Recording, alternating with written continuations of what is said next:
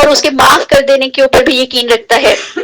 ارے وہ رب العالمین تو اپنے نام ماننے والوں کی بھی سن رہا ہے، یہود و نصارہ کی بھی سن رہا ہے، وہ کافر و مشرک کی بھی سن رہا ہے، ہندوؤں کی سکھوں کی بھی سن رہا ہے، ملحدوں کی بھی سن رہا ہے، نعوذ باللہ عیسیٰ علیہ السلام کو ابن اللہ کہنے والوں کی بھی سن رہا ہے، اور اسی طرح سے وہ ہر کافر و مشرک آگ کے آگے جھکنے والوں کی بھی سن رہا ہے، پتھروں کے آگے ماتھے ٹیکنے والوں کی بھی سن رہا ہے، تو کیا ان کی نہیں سنے گا جو اس کو رب العالمین مانتے ہیں؟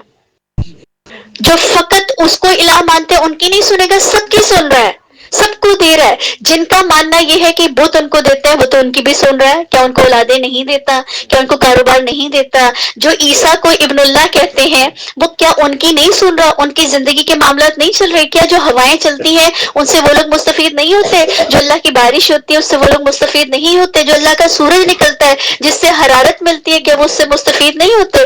ہر چیز اللہ تعالیٰ سب کو دے رہا ہے، وہ تو نافرمانوں کو بھی اس دنیا کی مہلت عمل کے اندر دے رہا ہے، تو وہ ان کو کیوں نہ دے گا خالق اور مالک جو اس کے آگے جھکنے والے ہیں، جو اس کا کلمہ پڑھنے والے ہیں، جو اس کے نبی رحمت صلی اللہ علیہ وسلم پر ایمان رکھنے والے ہیں؟ کیا ان توحید کا اقرار کرنے والوں اور فقط اپنے در کے بھکاریوں کی وہ نہ سنے گا؟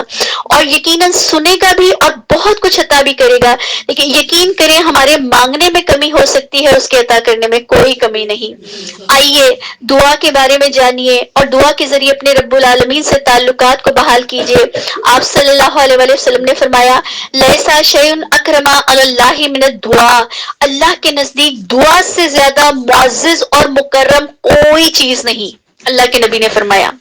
ایک جگہ ارشاد فرمایا الدعاء هو العبادہ، ایک مقام پر اللہ کے نبی کہہ رہے ہیں کہ دعا جو ہے وہی عبادت ہے، اور پھر دوسرے مقام پر اللہ کے نبی صلی اللہ علیہ وسلم فرماتے ہیں الدعاء المخ العبادہ، کہ دعا تو عبادت کا بھی مغز ہے۔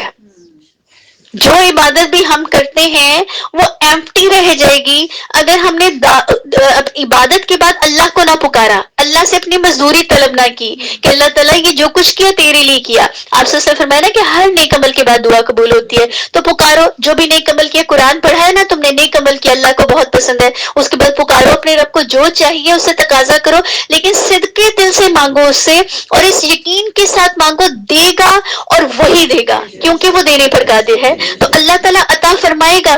یعنی جس وقت ہم اپنے رب کو اپنی حاجات کے لیے پکار رہے ہوتے ہیں اس وقت بھی ہم حالت عبادت میں ہی ہوتے ہیں، ہم بغیر وضو کے بیٹھے ہیں، ہم نے ابھی نماز نہیں پڑھی ہے، ہم نے ابھی قرآن نہیں پڑھا ہے، لیکن میں کچن کے اندر ہوں، میں اپنی ہانڈی پکا رہی ہوں، میں برتن دھو رہی ہوں، لیکن اس وقت میرا رابطہ جو ہے وہ اللہ رب العزت سے جڑا ہوا ہے، میں اپنے رب سے کہہ رہی ہوں کہ میرے رب میرے یہ کام آسان کر دے، اللہ میرے وقت میں برکت دے دے، اللہ اچھا سا کھانا پکوا دے، اللہ جلدی سے کام سمٹوا دے، میں نے نماز پڑھنی ہے، اللہ میرے دین کے کام کے لیے نکلنا ہے۔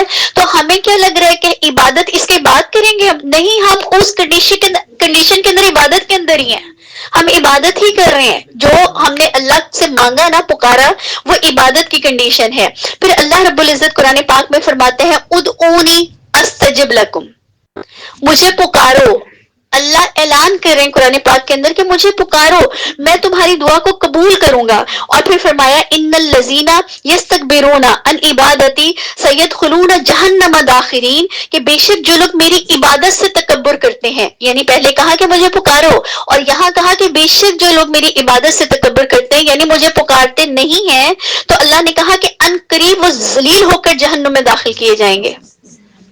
تکبر ہے نا کہ اللہ رب العزت خالق کائنات وہ بار بار کہہ رہا ہے مجھے پکارو، میں سنتا ہوں، میں دوں گا، لیکن اس کے باوجود ہمارے پاس یہ وقت نہ ہو کہ ہم اپنے رب کو پکارے، تو تکبر ہوا نا۔ تو اللہ نے کہا کہ جو پکارتے نہیں ہیں، ان کے پاس وقت نہیں ہے مجھے پکارنے کا، تو وہ ذلیل ہو کر جہنم میں داخل ہو جائیں گے۔ اس لیے مانگے اللہ سے، ہر وقت مانگے۔ آپ صلی اللہ علیہ وسلم نے فرمایا دعا ان مصیبتوں میں بھی نفع دیتی ہے جو نازل ہو چکی ہیں، جس سچویشن اور کنڈیشن کے اندر ہم آ چکے ہیں ان سے نکلنے میں بھی دعا جو ہے ہمیں فائدہ دے گی، کہ ہم اس وقت بھی دعا کریں کہ اللہ آ تو گئے ہیں، اللہ آزمائش آ تو گئی ہے، مگر اللہ نکال دے، اللہ دل کو پرسکون کر دے، اللہ اس سے نکلنا آسان کر دے۔ ایسا نہیں ہے کہ اللہ والوں کے اوپر آزمائشیں نہیں آتی، ایسا نہیں ہے قرآن پڑھنے پڑھانے والوں پر، تبلیغ کرنے والوں پر آزمائشیں نہیں آتی ہیں، کیونکہ اللہ نے کہا ہے وَلَنَبْلُوَنَّكُمْ، کہ ہم تمہیں ضرور آزمائیں گے۔ اللہ نے تو آزمانا ہے، لیکن کرتا کیا ہے اللہ تعالیٰ؟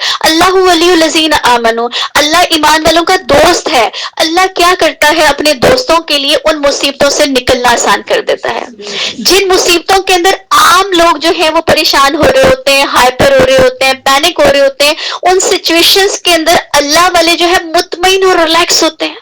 دوسرے ان کی تکلیف کو دیکھ کے کہہ رہے ہوتے ہیں کہ کتنی اذیت سے گزر رہا ہے, لیکن وہ کہہ رہے ہوتے ہیں الحمدللہ الحمدللہ, اللہ نکال دے گا, اللہ خیر کرے گا, اللہ کرم کرے گا, مجھے پورا یقین ہے. اور اس کے بعد بھی اللہ تعالیٰ محروم نہیں کرے گا, اس تکلیف سے نکلنے پر مجھے اللہ تعالیٰ بہت اجر بھی عطا فرمائے گا. ان کا توکل اور یقین ایسا ہوتا ہے.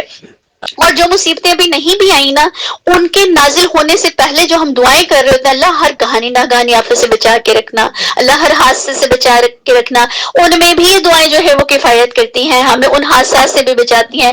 لہٰذا اے لوگوں, تم پر لازم ہے کہ اللہ سے دعا مانگو.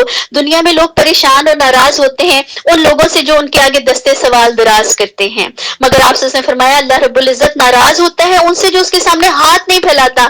کتنا ڈفرنس ہے اللہ کی مخلوق میں اور اللہ کے اندر. اللہ کہتا ہے پھیلاؤ ہاتھ, اللہ کہتا ہے مانگو ہاتھ. میں خوش ہوتا ہوں جو مجھ سے مانگتا ہے, میں ناراض ہوتا ہوں اس سے جو مجھ سے نہیں مانگتا. اور دنیا والے کہتے ہیں ہمیں نہیں اچھا لگتا کہ لوگ ہمارے آگے ہاتھ پھیلائیں. لوگ ناراض ہوتے ہیں ان سے جو ان کے آگے ہاتھ پھیلاتا ہے, اور اللہ ناراض ہوتا ہے جو اس کے آگے نہیں ہاتھ پھیلاتا, اس سے نہیں مانگتا.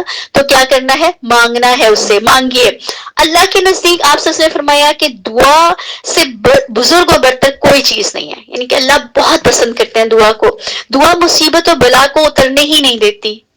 دعا اس کے خلاف جو ہے ایک پروٹیکشن شیلڈ ہے جو حفاظت کرتی ہے ہم لوگوں کی. دن رات اللہ سے دعا مانگنا دشمن سے نجات اور رزق وسیع ہونے کا ذریعہ ہے. دن رات ہر وقت اللہ سے دعا مانگتے رہیں. ہم ویسے بھی تو اپنے پیاروں سے باتیں کرتے رہتے ہیں, کچھ نہ کچھ گڑبڑ کرتے رہتے ہیں, کہیں فون کر کے بات کرتے ہیں, کہیں کچھ کرتے ہیں. تو ہم کیوں نہ ہر وقت اللہ سے خیر مانگتے رہے, اللہ سے ہر وقت کہتے رہے اللہ خیر فرمانا, اللہ بہتری فرمانا, اللہ آسانیاں فرمانا, اللہ رزق حلال عطا فرمانا, اللہ میرے بچوں کو اپنی حفظ و امان میں رکھنا, اللہ میرے گھر کو نظر بد سے بچانا, اللہ میرے معاملات کو آسان کر دینا. ہم کیوں نہیں کہہ سکتے ہر وقت یہ الفاظ؟ ہمیں پتہ بھی نہیں ہے کہ ہمارے یہ کام آٹو پہ لگ جائیں گے اگر ہم یہ منہ سے یہ الفاظ ادا کر رہے ہیں. تو کیونکہ کوئی بھی لفظ جو منہ سے دعا بن کے نکل جاتا ہے نا, ہو ہی نہیں سکتا کہ وہ اللہ کی بارگاہ میں نوٹ نہ ہو جائے. وہ درج ہو جاتا ہے, وہ لفظ وہ دعا بن کے درج ہو جاتا ہے. اللہ تعالیٰ اس کو نوٹ کر لیتے ہیں کہ میرے بندے کو کیا کیا کیا کیا چیزیں چاہیے. اور پھر اللہ حکیم ہے, اللہ علیم ہے, اللہ جانتا ہے اپنی حکمت کے مطابق, اپنے علم کے مطابق میرے بندے کے لیے کیا چیز کس موقع پہ سوٹیبل ہے, کس موقع پہ اس کو کس چیز کی زیادہ ضرورت ہوگی, اس کے مطابق عطا کرتا ہے. تو ہم ایک چیز ڈیمانڈ کر رہے, اللہ سے تقاضا کرے اللہ دے دے, اللہ دے دے, اللہ دے دے. اللہ اپنی حکمت کی بنیاد پہ نہیں دے رہا. تو ہمارا سوچنا یا تقاضا کرنا ہمارے لیے زیادہ بہتر ہے یا اللہ کا عطا کرنا ہمارے لیے زیادہ بہتر ہے؟ صحیح وقت کے اوپر. یقیناً اللہ صحیح وقت کے اوپر عطا کرے گا, ہم نہیں جانتے کیونکہ عالم الغیب تو وہ ہے. ہمیں تو نہیں پتا کہ کیا حکمت اس کے پیچھے چھپی ہوئی ہے. وہ کچھ حکمتوں کا مشاہدہ اللہ تعالیٰ نے سورہ کہف میں ہمیں کروایا نا, وہ جو اللہ تعالیٰ نے موسیٰ علیہ السلام کو خضر علیہ السلام کے ساتھ روانہ کر کے, اور 3 مہم جو تھی انہوں نے ان کو کیا. تو موسیٰ علیہ السلام نبی تھے, اللہ کے پیغمبر تھے, اس کے باوجود جان نہ سکے ان حکمتوں کو. اور پھر اللہ کے حکم سے خضر علیہ السلام نے ان کو بتایا, انہوں نے کہا کہ آپ نے کشتی میں کیوں سوراخ کر دیا تھا؟ وہ غریب نوجوانوں کی کشتی تھی. کہا کہ اس سمندر کے پار جو ایک بادشاہ رہتا ہے نا, بڑا جابر اور بڑا ظالم ہے, وہ ہر نئی آنے والی چیز کو جو ہے اپنے قبضہ قدرت میں لے لیتا ہے. تو اس لیے میں نے اس کو عیب دار بنا دیا, ایک سوراخ کر دیا اس کے اندر, تاکہ وہ اس کو ریجیکٹ کر دے اور ان کی کشتی بچ جائے. اس وجہ سے اللہ نے کہا یہ حکمت تھی. اب یہ تو اللہ نے ہمیں بتا دیا موسیٰ علیہ السلام کو سبق دینے کے لیے, ان کو علم عطا کرنے کے لیے, لیکن اب دنیا میں جتنے کام ہو رہے ہیں وہ اسی حکمت کے تقاضے کے اوپر ہو رہے ہیں, اسی حکمت کے تحت ہو رہے ہیں. مسئلہ یہ کہ اب نبی نہیں ہے, یا اللہ تعالیٰ کی حکمت جو ہے اس کا تقاضا نہیں ہے کہ وہ ہم لوگوں کو ہر چیز کی جو ہے وہ حکمت بتائے کہ اس کے پیچھے کیا راز پوشیدہ ہے, اس نہ دینے کے پیچھے کیا راز پوشیدہ ہے, لیٹ کرنے پہ کیا پوشیدہ ہے, کسی کو اولاد نہ دینے کے پیچھے کیا راز پوشیدہ ہے, کسی کو اولاد دے دینے پہ کیا پوشیدہ ہے, کسی کو اولاد دے کے واپس لے لینے کے پیچھے کیا راز پوشیدہ ہے, کسی کو مال دے دینے کے پیچھے کیا, یعنی ہر چیز کے پیچھے کوئی نہ کوئی حکمت کار فرما ہے اللہ تعالیٰ کی. کیونکہ اللہ اپنے بارے میں کہتا ہے اللہ تعالیٰ حکیم ہے, بار بار کہتا ہے اللہ حکمتوں کا مالک ہے. ہر جگہ جہاں اللہ کی حکمت کی بات آتی ہے وہیں اللہ تعالیٰ کہتا ہے اللہ اقتدار کا بھی مالک ہے, اللہ حکمت کا بھی مالک ہے. یعنی سمجھنے والوں کے لیے, اولو الالباب کے لیے اللہ تعالیٰ یہ پیغام ڈیلیور کرتے ہیں کہ دیکھو یہ نہ سمجھنا کہ نعوذ باللہ من ذالک اللہ کے قبضہ قدرت میں کچھ نہیں, اللہ کا اقتدار کا مالک ہے, سارے اقتدار اس کے ہیں, لیکن ساتھ ہی اپنا تعارف کروا رہا ہے کہ میں حکیم ہوں. میں دانا ہوں، میرا دینا یا نہ دینا حکمت پر مبنی ہوتا ہے. اقتدار تو ہے، چاہوں تو سب کو دے دوں، چاہوں تو سب سے روک لوں. چاہتا اللہ تعالیٰ، جو اقتدار اس کے پاس ہے، جو قوت اس کے پاس ہے، رب العالمین نے چاہتا تو پوری دنیا کے لوگوں کو ایک ہی دین اسلام پر قائم کر دیتا. کر سکتا تھا نا اللہ تعالیٰ، لیکن حکمت ہی نہیں کیا، کیونکہ اس نے کہا کہ یہ دنیا میں نے دارالامتحان بنائی ہے، یہاں امتحان رکھا ہے، جو اس امتحان میں پاس ہوگا نا اسی کو جنت ملے گی، اسی کو میری رضا ملے گی.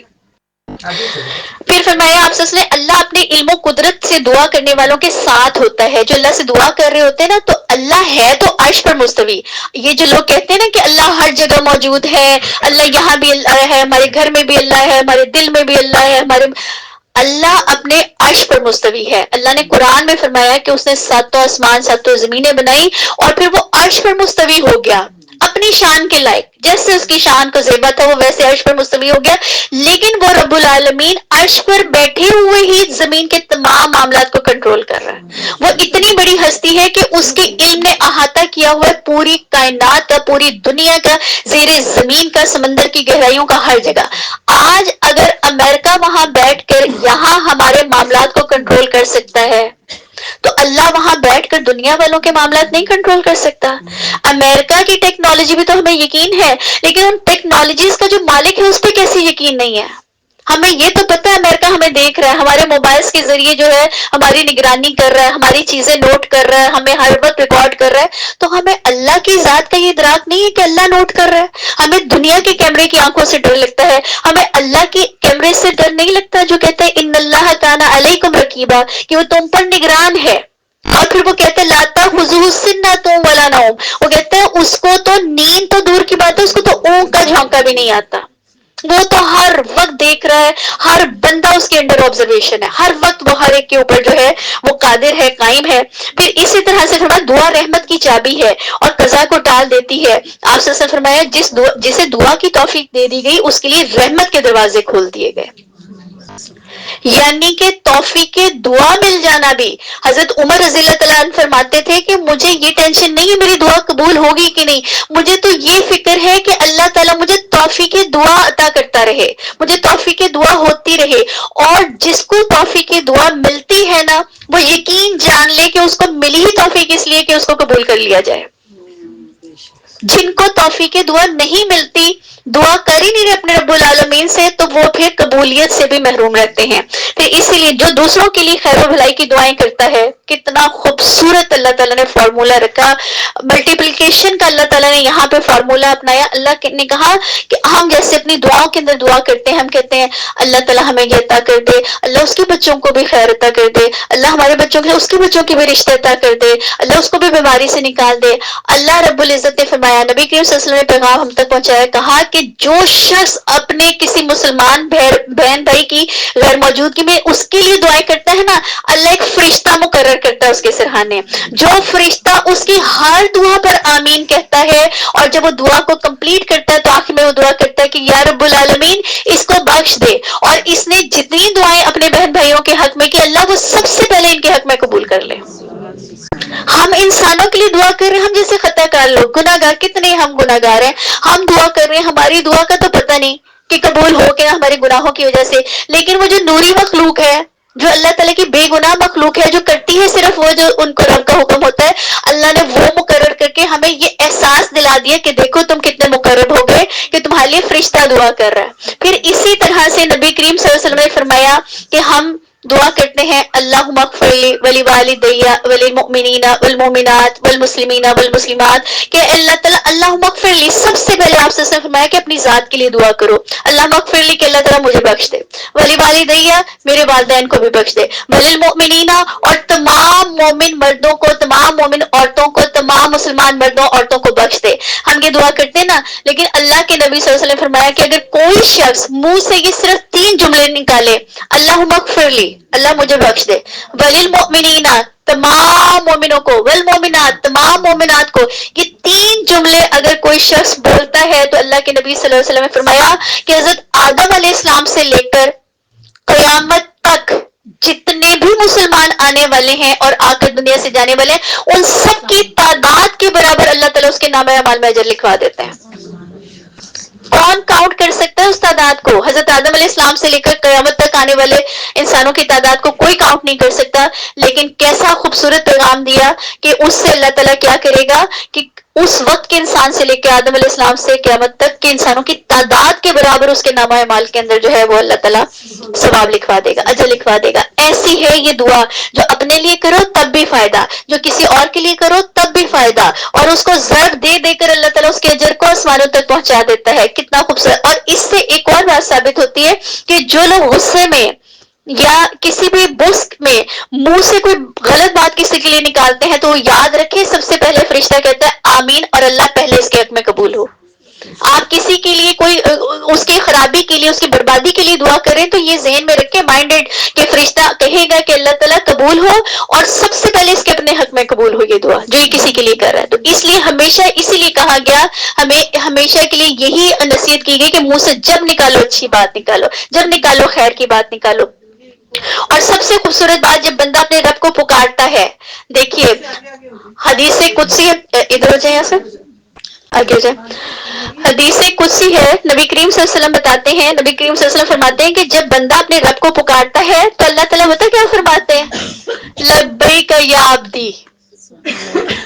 جب ہم اللہ کو پکارے نا اللہم ربی ربنا یہ کہہ کر اللہ کو پکارے تو اللہ تعالیٰ کہتے ہیں لبیک یا عبدی، اے میرے بندے میں حاضر ہوں.